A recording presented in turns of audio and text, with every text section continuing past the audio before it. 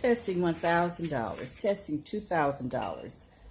I thought I would go over my bullet list, the things that I'm working on, so that my viewers can see that I do have a plan. There's a method to my madness. So I'm starting out with private family banking. You loan something to your family members. You don't have to ask for interest. You give them about 6 months to pay you back. And so I've been very successful with that. So I'm doing the private family banking because I never know when I may need some money. And it doesn't hurt. I got this on YouTube. To loan people in your family, a couple of dollars if they need something, And I don't bug them either. Also, I got my savings in one account, savings in another account. And then I have my available credit in those accounts. I'm working on trying to save $15,000. First $1,000, then $2,000, then $4,000, then $8,000. That would equal $15,000. So I set a goal for that. I've got new sinking funds, a whole new sinking funds list. I have brand new cash envelopes. And then I have my fixed expenses. I did a 90-day goals video. So that's also on my bullet list. Holidays will be every 5th week of the year. I save that for holidays. So say, for instance, I start off in January. I save what I can on that 5th week in January. That's supposed to last me until through February. And then I won't have any more holiday money until the end of May.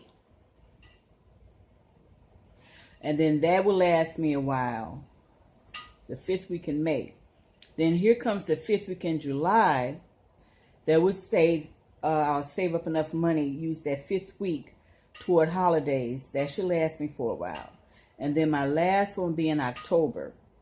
And then that's when I do my Christmas shopping. And so that should last me for a while, maybe up until January. All right, so now I have the 60-30-10. Let me explain that. 60% for spending, 30% for saving, 10% for giving. Okay, and then first, second, third, fourth quarter budgets. So we're wrapping up, going into the last month of the third quarter. I'm not supposed to change the budget until the fourth quarter. Then when the fourth quarter comes, I can make changes, and I keep it for that whole quarter, the whole fourth quarter, and then I can make changes by the first quarter if I choose to. The budget that I was able to find, a new budget format I was able to find, I think I can use it through the third quarter and then keep using it through the fourth quarter, maybe longer. So now I have the 52-week P&G. I was supposed to have been saving money for the 52-week challenge. So that's on my bullet list. I can't check it off, though. Then I have little Pringle canisters from the grandkids. 60-30-10. Spend, save, and give. So when they come over, what's in the spending canister, we can have fun with. Then what's in the 30% canister, we can save. And then what's in the 10% canister, we can give to a charity, give to a church. So that's on my bullet list for hire. If I want to hire somebody to do some work, that would be my for hire canister. If I want somebody to wash the car or something. So that's on the bullet list. Birthdays were $25, but now birthdays they used to be $50. Everybody got a birthday present for $50. Now the birthday is going to be $25. So that's on the bullet list. Excuse me. Now, I've got a tenant And that's on the bullet list. So I have those are the main bullets for my budgeting and financial planning. Things that I've thought up.